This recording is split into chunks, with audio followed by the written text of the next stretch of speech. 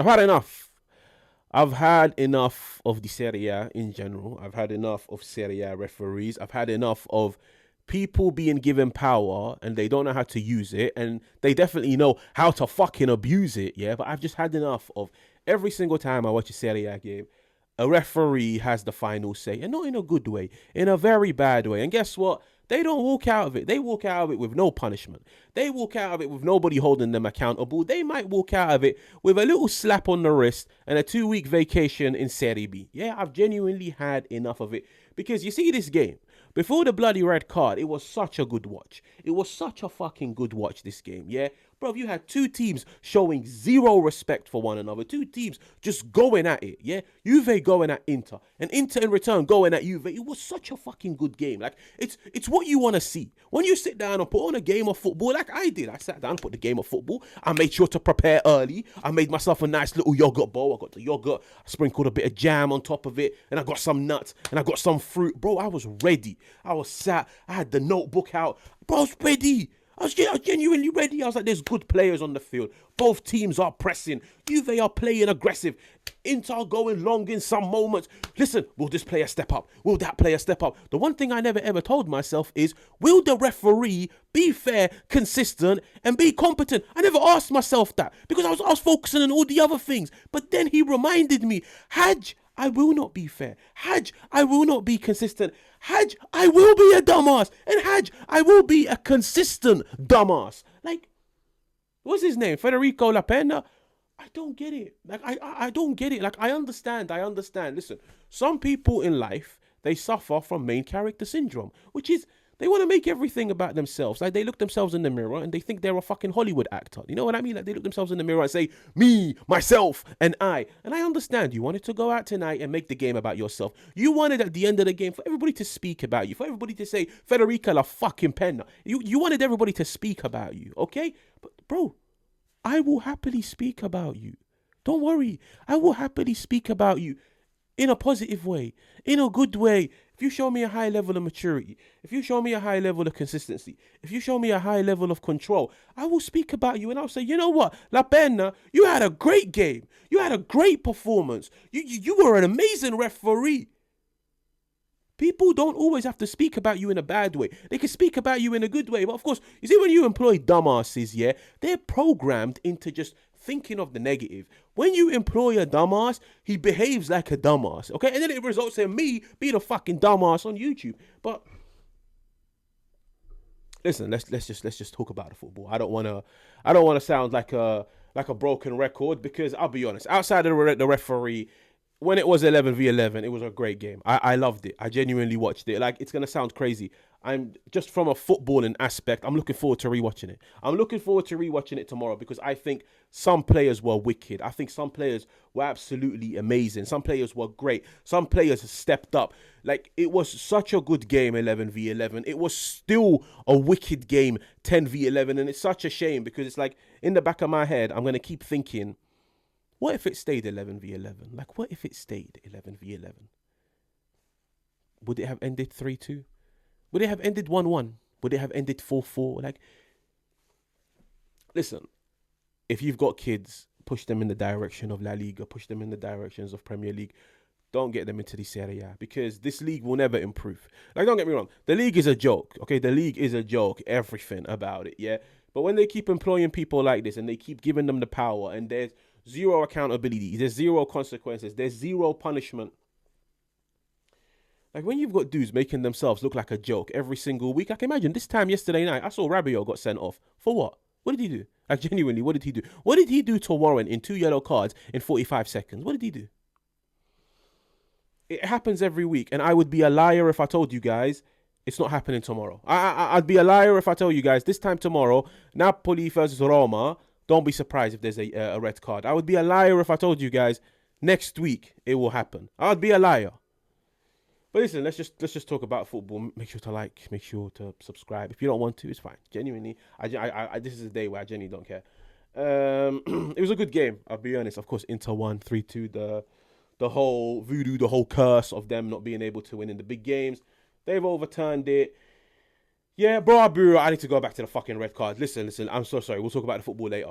When it comes to this red card, okay, As a referee, okay, when you decide to give a red card, yeah, you better be damn sure that it's a red card, okay? You better be damn sure, especially when you know if it's a second yellow card and you can't overturn it and there's no influence from VAR. If you're ever in doubt, do not whip out the card. Let me repeat that. If you're ever in doubt, do not whip out the card. If you're ever in fucking doubt, do not whip out the card. You know, if you make a mistake, it doesn't go VAR. You know this. And I'll be real, I saw the referee camera angle. I was very fortunate enough to watch it on a broadcaster where they showed me 3 different angles. Fair enough. Was Bastoni playing for it? Yes. Was it within Bastoni's best of interest to play for it? Oh, hell yes. Play for it. You know what I mean? It's within your best of interest. It gives your team an advantage, especially when you know the opposition player is on a second yellow card. But as a referee, it is your job on the field to differentiate, okay? Your job as a referee is to differentiate between players that are lying and deceiving you and players that are being genuine. You got fucking deceived.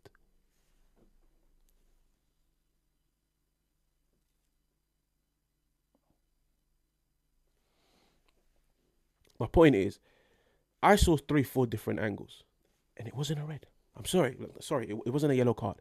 It wasn't a yellow card. Bro, if I wanted to be petty, if I wanted to be so petty, I would even go back to the first yellow card. And I would say, you know what? It was a collision.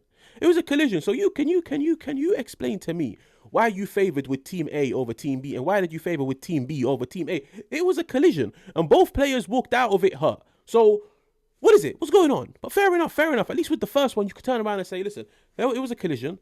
There was contact, and maybe you can make a case that Kalulu ran into Barella. But like I said, in my opinion, I've seen it go both 2 ways. But the one thing that remains, there was contact. There was no contact in the second one. There was no contact by the feet. There was no contact by the thighs. There was an arm extended by Kalulu. And don't get me wrong, Kalulu should know better. When you're on a yellow card, do not give a referee a reason. Do not give him a reason, okay? Because not every referee will... Oh, bro, I've got a headache, man. Listen, not every referee will be smart enough to assess the situation and to be like, you know what, there was an arm extended, but there was no contact. You know what, there was an arm extended, but it wasn't strong enough contact for him to drop to the floor. No, a lot of referees, they see an arm extended, they see a player drop to the floor. Listen, you only get one look. Do you know what I mean? You only get one look. The arm shouldn't have been out, but there was no contact for the player to drop. There was no contact for the player to drop. The only thing that made me lose my shit is because I was like, you know, if you take this yellow card out, that's it. There's no fixing it. There's no, hello, VAR, can you please come and save the day? No. It's exactly what you wanted. Me, myself, and I. It's your decision, and you're going to live by it. Be calm. Be composed. Yeah, be calm. Be calm. Be composed. If you're ever in doubt, do not give a yellow card. If you're ever in doubt over a penalty, don't give the penalty. If you're ever in doubt of any refereeing decision, do not give it. Good game. Like I said, it was a good game when it was 10v11. It was a good game when it was 11v11. Now, of course, let's just speak about the goals, because I feel like we saw some great goals, some great team play, like some individual errors. Of course, Inter took the lead and it came out of nothing, because I feel like Juve had a very good start to the game. They were pressing high. They were playing very aggressive. They were forcing Inter mistakes. Inter were struggling to play out of the back, and then the ball made its way to the right-hand side. The cross comes in. Fair enough. A lot of people might criticize Cambiaso and say, listen, you weren't in the right place at the right time. You didn't really show the aggression. You didn't really show the intensity to close him down. Listen, a cross comes into the box. It takes a little spin off Cambiaso. It goes towards Di Gregorio. I would love to know why Di Gregorio was already on the floor when the ball was 5 yards away from him. Fair enough. Listen, I'm going to play devil's advocate. Fair enough. Maybe he anticipated a cross goal. So he was like, let me get on the floor in order to pounce and in order to get it. Can somebody explain to me, for the love of God, why did he go for it with this foot? Why did he go for the ball with his right foot? Why did he go for the ball with his right foot when he's leaning on the right side of his body? So, like, bro, just get yourself on the floor. Get yourself on the floor, lean on the right-hand side, and tell me which foot you can get higher up, the right or the left. He goes for it with the right foot. It looked awkward. He looked like an Italian spider. And, like, I didn't get it. Like, I was like, surely as a goalkeeper, fair enough, you've been found out. Fair enough, you've lost track of the ball. Fair enough, you weren't expecting it. You didn't anticipate it. But surely as a goalkeeper, go with your left foot. Because that's the foot that you can extend more than your right. He went for it with his right foot, and I'm so sorry if I've gotten it the other way around. If he went with his left and he was supposed to go with the right, you guys know exactly what I'm talking about. He went with the wrong foot, yeah. But I'll be real, he should have saved it. Like he should have saved it. Of course, Inter went 1-0 up, and then there was a reaction from Juve because the funny thing is like Enrique, shall we say, capitalized on a Cambiaso mistake, and then Cambiaso literally capitalized on Enrique being asleep at the back post. Like, you could just tell by Enrique's body language, he had no idea where Cambiaso was, what was going on. Like, it was very, like, relaxed, nonchalant. Like, he doesn't know what's going on. Cambiaso in the right place at the right time. I think Kalulu done well, like, feeding it into McKennie. David, of course, making the forward run, and then Cambiaso comes in at the back post. It goes 1-1, and it's like, bro, we got a game on our hands. You know what I mean? Like, we genuinely have a game on our hands. And then, of course, the red card happens, which just completely shits on the game. And then it forced, like, Spalletti to tinker with things. Like, of course, he was trying to go 4-2-3. He went with, like, McKennie, Yildiz, and David. And then, like, towards the end of the game, he pushed Cambiaso higher up. Listen, Locatelli, that was a man of the match performance. I don't care. Locatelli was the best player on the field. That might be Locatelli's best performance of the season. I couldn't care less about the goal. I genuinely couldn't care less about the goal. It was an absolutely amazing goal, but even if he didn't score that goal, he was my man of the match. He was genuinely amazing. I couldn't care less about, maybe he should have stopped Esposito and stuff like that. Bro, Esposito was in the middle of 3 Juve players. He was in the middle of Kelly, Bremer, and Locatelli, yeah? And I'll be real, it was a world-class header. Sometimes just put your hands up and say it was a world-class header. Even Di Gregorio couldn't save it. It was in the top corner. Look at amazing Ellie. That was the best performance I've ever seen this season from him. Everything. Genuinely everything. Defensively, in terms of progression, even if you want goals from Locatelli, he scored a goal, yeah. But do you know where the problem is? Thuram is a big miss. I've always said Thuram was a big miss. This dude had to do the work of 2-3 players in midfield. He had to do the work of 2 to 3 players in midfield. Because when Juve went down to 10-0, when Juve went down to 10 men, yeah, McKennie, who usually drops and helps so much in midfield, he couldn't do that anymore because he knows I need to stay higher up because we're already a man down. So I need to be higher up to help David and to help Yildiz because let's be real, we want to score, yeah? We want to score. So it's like McKennie can't now start dropping in. This dude done the job alone in midfield tonight. Alone. Okay, I don't care. Nobody helped him tonight in midfield. Not a single soul helped him in midfield tonight. Meretti, I don't think he was that bad, but he didn't really carry himself the best. Cop Miners came on, and I'm going to be completely honest with you guys, yeah? You see the half an hour that Cop Miners was on the field, yeah? Inter had 72% possession, yeah? So basically, Inter were playing on the front foot. Inter had the ball. Can you explain to me why in half an hour, against the team that had 72% of the ball, you made 0 blocks, you made 0 recoveries, you made 0 interceptions, you made 1 tackle, and the only thing I can remember you for is saving the game from going 4-2 in the dying minutes because you were on the line. He came on as a midfielder to help Locatelli, and he offered nothing. Bro. So at the end of the day, I'm not going to criticize Locatelli because, when Zielinski scored, Locatelli was there and he couldn't close him down. Locatelli's been playing from minute 1 to minute 90, all alone in midfield. And nobody helped him. Okay? So, of course, we mentioned the Esposito goal. It was a ridiculous header. It genuinely was a world-class header. Like, literally, the kid outshined the marquee big names in Marcus Thuram, Lautaro Martinez. Yeah, listen, you guys know, I always rave about this kid. This kid is wicked, but it's a bit disappointing because it's like, you know he's good in the air, but you also know how good DeMarco is when it comes to crossing the ball. And listen, this is the difference. DeMarco needed one opportunity. He needed one opportunity where he gets the ball, he gets to lift his head up, hardly any pressure is applied, and he will put it on the money. That's the difference. That is the difference. Great cross, another assist for somebody like DeMarco. Like I even highlighted it yesterday. Wherever this dude touches, it's resulting in goals recently. Ever since 2026, wherever he touches, results in goals. He puts a great cross in. It's a world-class header. You can't fault it. You can't blame anybody. Yeah, it's a little bit disappointing because it's like Esposito is in the middle of 3 Juve players, and the disappointing part about it is not a single one of them contested for it. So it's not like one jumped, but the other 2 didn't. All 3 of them didn't jump. And it just came across like every single one of them was like relying on the other. So it's like Brema was relying on Locatelli. Maybe Locatelli was relying on Kelly. And Kelly was relying on Brema. And Brema was relying on... Like, you know what I mean? He's in the middle of all three of them. He's the only one that jumped. He's the only one that connected with the ball. He put it into the top corner. It goes 2-1. Of course, when it went 2-1, I feel like Inter sat back and it's like they started to invite pressure and they were trying to catch Juve off, but it was so evident that Juve were tired. Like, you could see Spalletti's substitutions. He's just trying to get fresh legs on. Because he knew, I need fresh legs to see out this game, albeit 1-1, 2-2, possibly 3-2, because my players for the whole second half have been doing the work of two players because we are a man down, okay? We are a man down, and I'll be honest, Inter, they retain the ball well, so they're going to work you. And the thing is, because, like, you're now constantly like sitting back because you are a man down. It means when you do regain possession, you have to carry the ball the entire field. There was a period when McKennie carried the ball like 50 yards, bro. So it's like, get as many fresh legs as possible. The problem is, the fresh legs didn't help. The fresh legs didn't help. Cop miners, fresh legs, you didn't help. You didn't help, okay? It goes 2-1. Listen, what a goal by Locatelli. But McKennie, like, genuinely, like, you know what tonight showed me? Some players can step up even when they're down to 10 men.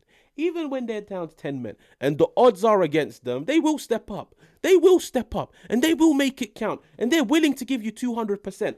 Locatelli gave 200%. McKennie gave 200%. Home, that came on out right back. I liked what I saw from him. I really, really, really liked what I saw from him. Okay? Those three for me, unless I've forgotten somebody else, those three for me were great. Don't get me wrong. Kelly and Brema, they were also great. Listen, Locatelli, just right place at the right time. Sweet connection, sweet swerve on it, sweet curl on it. Puts it into the back of the net. And I genuinely was just like, it goes 2-2. What do you do now? Because I knew Inter would throw the kitchen sink at it. I knew. You know what it is? If you're watching the game, you can tell Juve were tired. You can tell Juve were running out of ideas. You could tell Juve's substitutions handcuffed them, if you know what I mean. Like, Juve's substitutions were more like fresh legs energy rather than penetration in the final third. And I'll be real, the fact that a player that hardly scored tells you everything. Openda's not going to bag. Do you know what I mean? Openda's not going to bag. Cup Miners is not going to bag. Cabal is not going to bag. Okay? So when it went 2-2, I was just watching that game and I was like, Juve will probably sit back and Inter are going to throw the kitchen sink at it because they know Juve are tired. They know Juve don't really even have the firepower to now get the ball forwards, to create opportunities. They don't. Bro, they're tired. Like, I was genuinely, you know when it went 3-2, I was just looking at it and I was like, if there's one guy that's going to score, it's McKennie. If there's one guy that's going to score, it's McKennie. But can I really put that pressure on McKennie? He's played from the minute till the end and he's knackered, okay? Listen, I said it yesterday and I stand by it.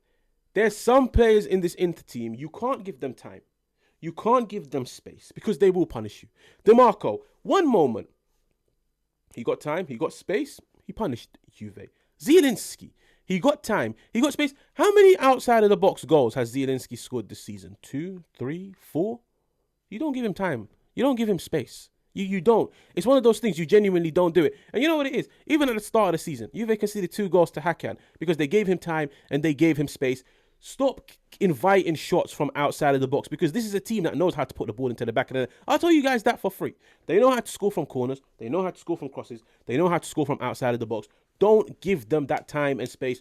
Don't allow them to do it. Don't invite them to do it. And I'll be real. Zielinski got the ball. Good control. Got it out of his feet. Locatelli was too late because... Well, Locatelli's tired, bro. Locatelli's tired. Why is Locatelli running every blade, covering every blade of grass? Where's Cup Miners? Where is he?